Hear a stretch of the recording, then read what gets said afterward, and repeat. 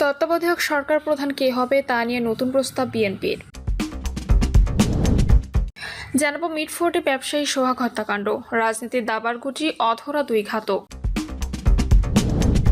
এবং সর্বশেষ জানাবো কাঁচামরিচের দামে কাঁপছে বাজার।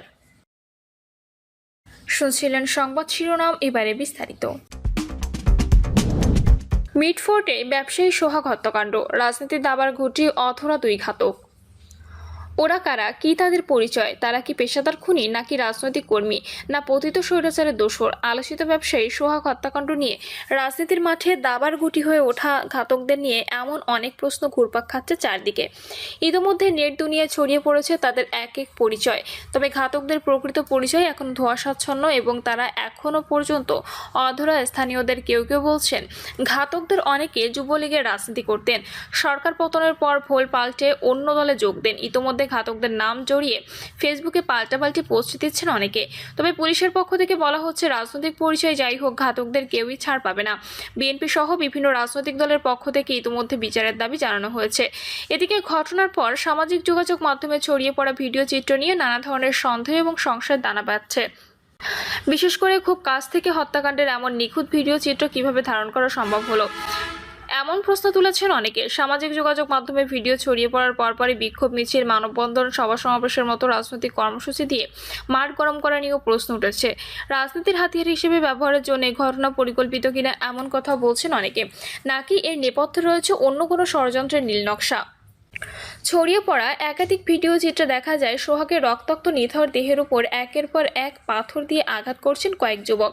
এদের মধ্যে স্পষ্টভাবে অন্তত 3 জনের চেহারা ধরা পড়ে। টানা কয়েক মিনিটের ভিডিও চিত্রে 3 ঘাতক ছাড়া আরও বেশ কয়েকজনকে হত্যাকাণ্ডে অংশ নিতে দেখা যায়।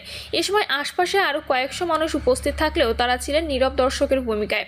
ভিডিও চিত্রে ধরা পড়া 3 ঘাতকের একজনের পরনে ছিল নীল গেঞ্জি প্যান্ট, একজন আকাশি শার্ট ও জিন্স প্যান্ট এবং আরেকজন কালো গেঞ্জি ও প্যান্ট পরেছিলেন।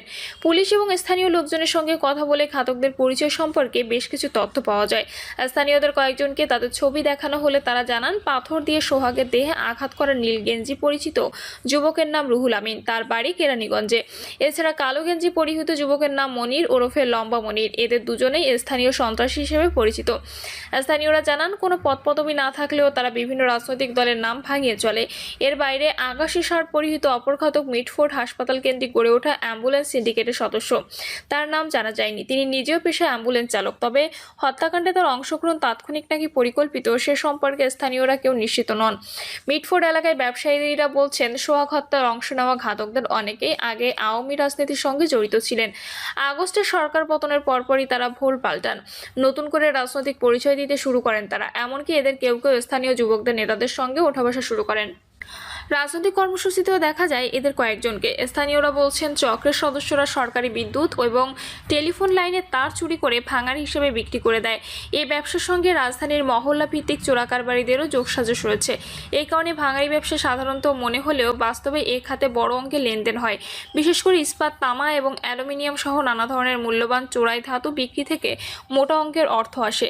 এই কারণে ভাঙারি ব্যবসা ঘিরে গড়ে উঠেছে রাজনৈতিক সিন্ডিকেট। যখন যে সরকার ক্ষমতা আসে তাদের চাঁদা দিয়ে ব্যবসা করতে হয়। আগস্টে সরকার পতনের পর আওয়ামী লীগ নেতাকর্মীরা পালিয়ে গেলে স্থানীয় প্রভাবশালীদের অনেকেই সুযোগ নেন। পুলিশ জানায় সোহাগ হত্যাকাণ্ডের ঘটনায় নিহতের বোন মঞ্জুয়ারা বেগম বাদী হয়ে কোতোয়ালি থানায় মামলা করেছেন।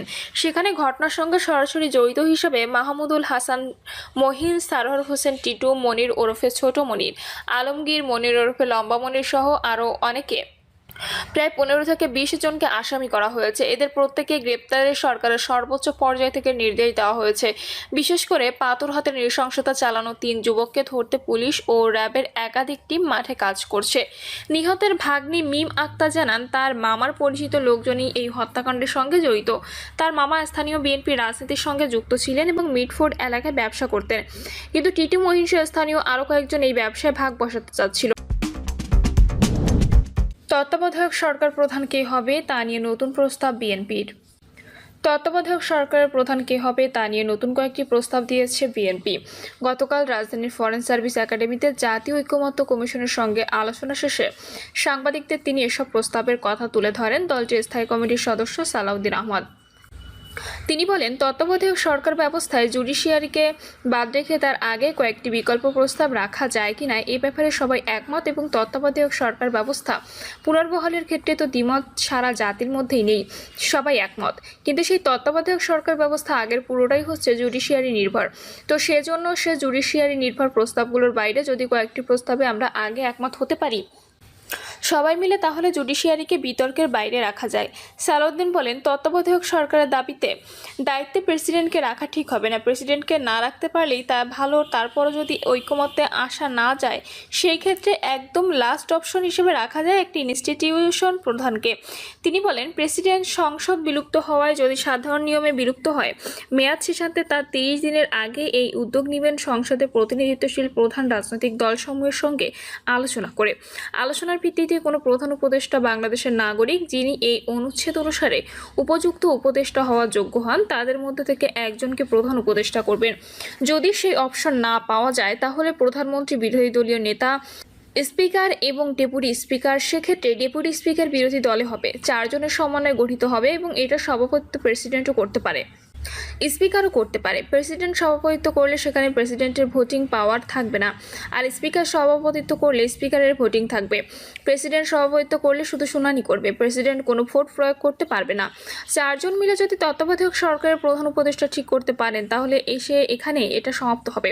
তিনি আরও বলেন, আর যদি সেটা না হয় তাহলে প্রস্তাব হিসেবে প্রধানমন্ত্রী, বিরোধী দলীয় নেতা, স্পিকার এবং ডেপুটি স্পিকার অবশ্যই বিরোধী পক্ষ থেকে যিনি হবেন, এই 4 জন, তার সঙ্গে সংসদে প্রতিনিধিত্বকারী তৃতীয় সর্বোচ্চ দল, মানে প্রথম দল তো সরকারি দল, দ্বিতীয় সর্বোচ্চ বিরোধী দল অথবা তৃতীয় যদি কোনো বৃহৎ দল থাকে সেই তৃতীয় বৃহৎ দলের পক্ষ থেকে একজন প্রতিনিধি। এক্ষেত্রে প্রেসিডেন্ট প্রিজাইড করবেন এবং প্রেসিডেন্টের ভোটিং ক্ষমতা থাকবে। আলোচনায় যদি ঠিক হয় বেটার। এইটাও যদি না পাওয়া যায়, প্রধানমন্ত্রী, বিরোধী দলীয় নেতা, নিম্নকক্ষের স্পিকার, সংসদে প্রতিনিধিত্বকারী বিরোধী দলগুলোর মধ্যে, এখানে আবার প্রধান বিরোধী দল বাদে যারা ন্যূনতম 5% ভোট পেয়েছে তাদের পক্ষ থেকে একজন, এখানে কিন্তু সবগুলো দল মিলে একজন। এক্ষেত্রে প্রেসিডেন্টের ভোটিং ক্ষমতা থাকবে। এগুলো যদি না হয় তাহলে ত্রয়োদশ সংশোধনী অনুযায়ী তত্ত্বাবধায়ক সরকার পদ্ধতিতে যা আছে সেখানে আমরা ফিরে আসতে পারি। সালাউদ্দিন বলেন, এক্ষেত্রে একটা প্রস্তাব দিয়েছি। অবসরপ্রাপ্ত প্রধান বিচারপতিদের মধ্যে যাদের বয়স 75 বেশি হবে না, তাদের মধ্য থেকে যাদেরকে পাওয়া যায় সিলেকশন হবে। প্রধানমন্ত্রী, বিরোধী দলীয় নেতা, নিম্নকক্ষের স্পিকার এবং ডেপুটি স্পিকার এর কমিটি যাচাই বাছাই করে একজনকে যদি মনোনীত সিলেকশন করতে পারেন, এরপরে যদি না হয় তাহলে প্রেসিডেন্টকে রাখার বা না রাখার বিষয়ে সিদ্ধান্ত যেটা হয় সেটা নিতে পারে। অথবা প্রেসিডেন্ট না হয়ে কোনো একটা ইনস্টিটিউশনের প্রধানকে করা যায় কিনা এটাও সিদ্ধান্ত আসবে। অথবা হাউজের যে প্রস্তাবগুলো ঐকমত্য কমিশনের পক্ষ থেকে আসছে, আপার হাউস, লোয়ার হাউসের এবং র্যাঙ্কিং চয়েসের পদ্ধতি নিয়ে আলোচনা হতে পারে। আমরা চাই তত্ত্বাবধায়ক সরকার পদ্ধতির মধ্যে কয়েকটা বিকল্প আসুক, এক্সক্লুডিং জুডিশিয়ারি। যে জুডিশিয়ারিকে বিতর্কের বাইরে রাখাটাই হচ্ছে সবার উদ্দেশ্য।